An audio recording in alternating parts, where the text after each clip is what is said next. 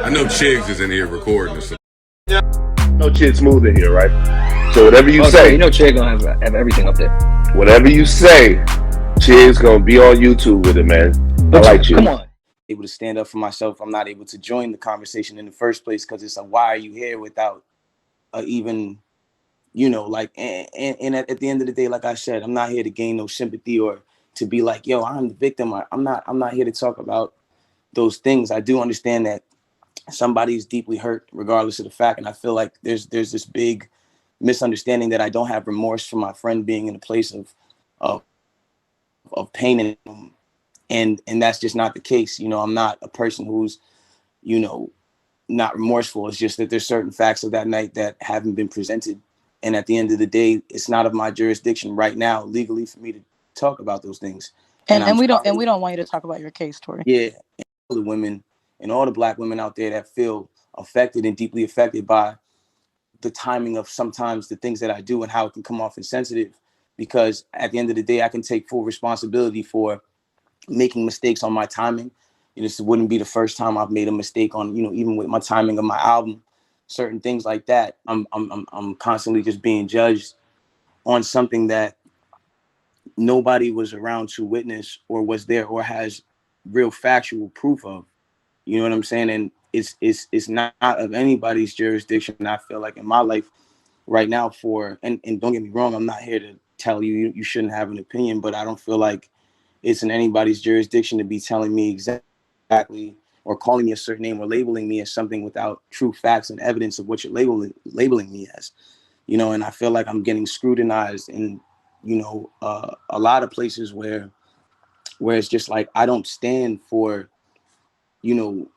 not protecting, like I don't stand for the unprotection of like Black women that like, and I'm becoming this poster boy for making Black women feel unsafe. And it's like, I've never been that person. I've never portrayed to be that person.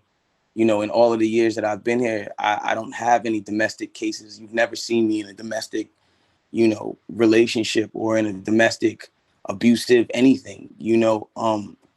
I'm a very private person when it comes to certain things. And maybe, if you're not someone who really pays attention to me, you may not notice, but like when it comes down to my relationships and things like that, you've never seen me openly dating somebody or online or whatever the case is. I keep my stuff to myself. So I do understand that this situation has been very sensitive to a lot of people because of the fact of the timing in which I was able to say certain things. And, a lot of people feel like, well, if you're innocent, then why wouldn't you just say this, that, and say, and I get it, but my personal, I guess, way of handling things that were going on in my personal life and on a legal side, constricting me to doing certain things. And again, like right now, I can't talk about certain things that have to deal with, my actual insides of my case, but I don't stand for,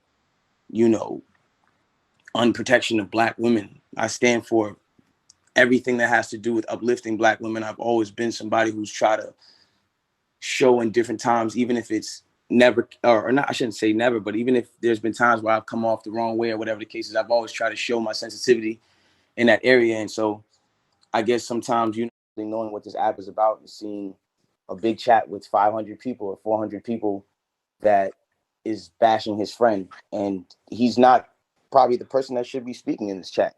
And I would say that in front of him regardless. He's the one who originally showed me that the chat was going on. So I guess when he DM'd whoever he DM'd or whatever to get inside of the chat, he just came out of a place where anybody's friend who's not seasoned to be speaking about something inside of that place. And I could say that wholeheartedly with him on the phone. Like this may not be the subject matter that he's seasoned to speaking. And if my friend came out of a turn before I got here, I can apologize for him, but his actions are not my actions.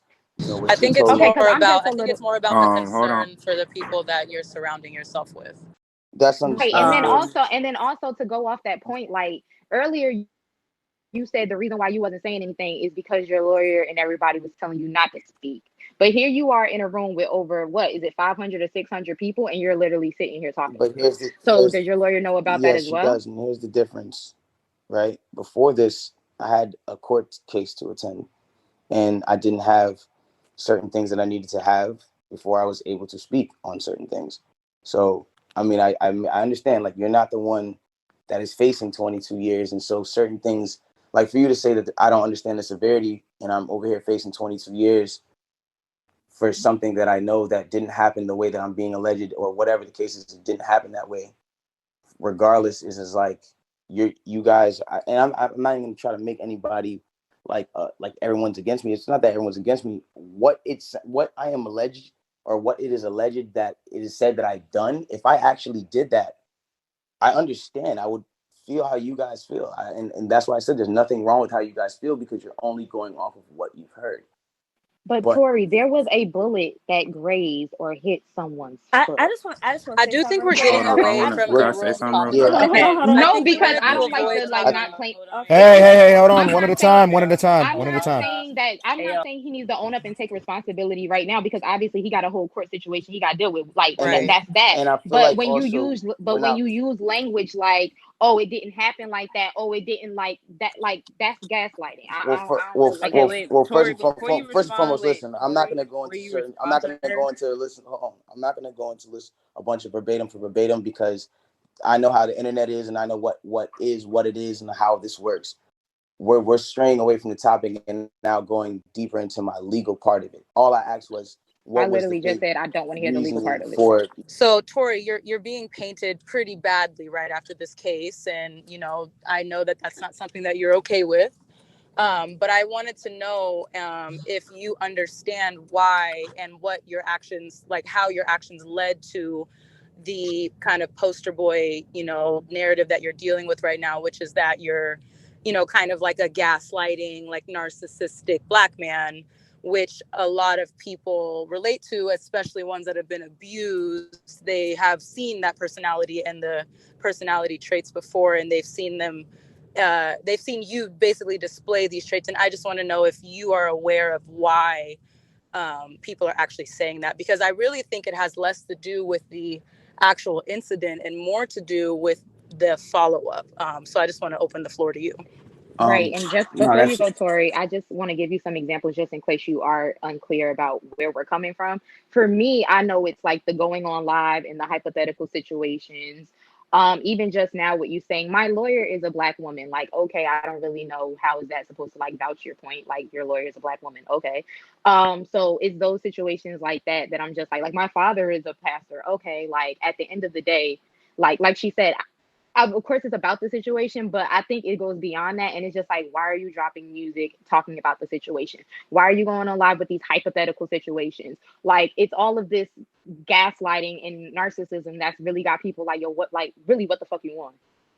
And also, before y'all continue, I'm sorry, Tori, but before y'all continue, I just want to say, like you said, y'all have never seen me in an abusive relationship anymore. Before, like, what does that have to do with anything at all? Like, a killer was never a killer until he killed somebody. Like, what the fuck that got to do with anything? I'm sorry. Can you say that one more time? I said you had stated that you like, we've never seen you in an abusive relationship before. Like, we've never seen you in this kind of light before. And I'm asking what was that said for? Because a killer wasn't a killer until he killed somebody. So, like, what was your whole thing? Like, that doesn't make you not an abuser just because you haven't abused before. Like, you got to start somewhere. So, like, I'm confused.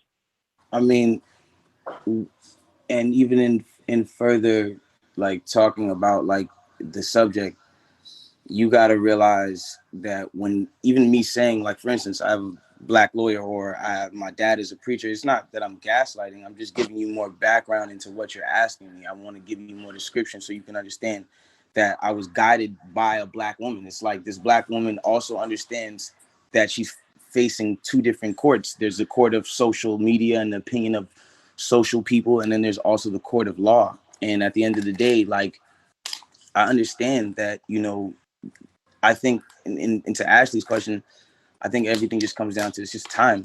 It's the matter of time that it took me to say certain things. It's the timing. And when I did finally find out my way to say it, which was through the music, it did come off insensitive. And I understand that people were hurt by that.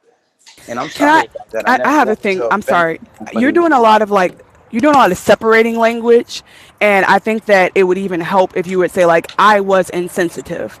Like, not it came off as insensitive, right? Like, own it. but at the same time, earlier in this conversation, I did say there has been times I have been insensitive. I did own up to it. I didn't say, I think, and I think it gets to a standpoint where it's like sometimes I feel like there's just a lack of what's seen as far as like emotion from me, because I guess how I handle things. And, if I don't handle things the way that everybody wants me to handle things, and it comes off insensitive, or if I am being insensitive in a way and not knowing, then like I said, I apologize for that, because that was never my aim, ever. That was never my aim. And like somebody earlier said inside of the conversation, I felt like at a point my back was to the wall, and I wasn't able to go online and say certain things, because saying listen, I'm innocent wasn't enough at a certain point. Just saying certain things that were too small or too subtle, and then not saying enough, or these things, I'm a human being. These things were things that played in my mind for 3 months, or saying something and my lawyer being like, why did you do this? Or whatever the case is, these things were things that I had to still play in my mind, that I still had to go through. And so I get it. Like, how I could come off and how it could have came off. But okay, so Tori, Can I were can you I say done? something? Oh. I'm sorry, wait, I just have this one question before it slips my mind, and Antonio, you can go right on ahead. But I just want to ask you, okay, so never mind you being able to stand up for yourself. What about your friends that came on this platform and stood up for you and handled you in a poor lighting, and they were a poor reflection of you in the situation as well? What do you have to say about that? Because clearly y'all have behind the scenes conversations, and clearly he didn't get that conversation out his ass. So, like, what do you have to say about the people who quote unquote represent you and quote unquote are the closest people to you and are speaking like they don't give a fuck? Like Kels said that he's rich, so he don't care. Like, who get what the fuck is going on? That was one of the most ignorant shit I've ever heard in my entire life, Like, and that made me look at. Really and to be honest with you're not talking to no dumb bitches. Like, you ain't talking to nobody dumb in this motherfucker. Everybody got a brain in their own. So, like, what do you have to say about that? And to go off T's point before you speak, Tori, like, and that got me thinking, like, you saying you get it, but do you really get it? Because, like, earlier when you came into the chat, it was like, well, not you, excuse me. Your homeboy was like, I don't even know why this chat is happening and what the hell y'all mad about and da-da-da-da. And it's just like, well, sir, like, we have a valid reason to be mad. We have a valid reason to be upset. And so even when you're saying things like, well, if I would have came out and said I was innocent, that wouldn't have been enough. Wouldn't have been enough for who? Like, I don't think you really get, like, I don't want to say you don't get the severity. Yeah, I'm actually going to say that. I don't think you get it. To be honest with you, I really don't think you get it. Like, I really don't. I don't think you get it. I don't think your homeboy get it. I really don't. All right. Well, first of all, again, you make a bunch of valid points. Like I was fucking Maury or something. I don't know. Yeah, that's why. Sounded like a GC, fam. Like there was Tom, Dick. But it was like I was mad distant in a relationship. Like I was in America, she was in Canada. Like it was, it's like one of those things where it's just, you just expect more though, regardless. But it is what it is. Do you miss Toronto? I love Toronto. Yeah, but you missed it. Why you shoot Megan? What? Oh my God. Yo, Kick that nigga. kick that nigga Yo, out. you kick that dumbass Kick real that quick. nigga out. Yo, gulag This him, is why gulag we him, don't like gulag him. Who said that? Gulag Why him. we don't not Gulag kick that out nigga. Who said that all shit? these kick that goof out the random. Yo, room. just gulag him. That guy's Some a Who is next though? Yeah, but like, who was that? Like, why was he even on that guy's a stage? serious goof. It was Nigga T. come to the stage because I tried it. Fucking weirdos. This guy is so Yo, mad. moderators. No one else comes up on stage. Yeah, like not just any and Yeah, everything. no more on Okay,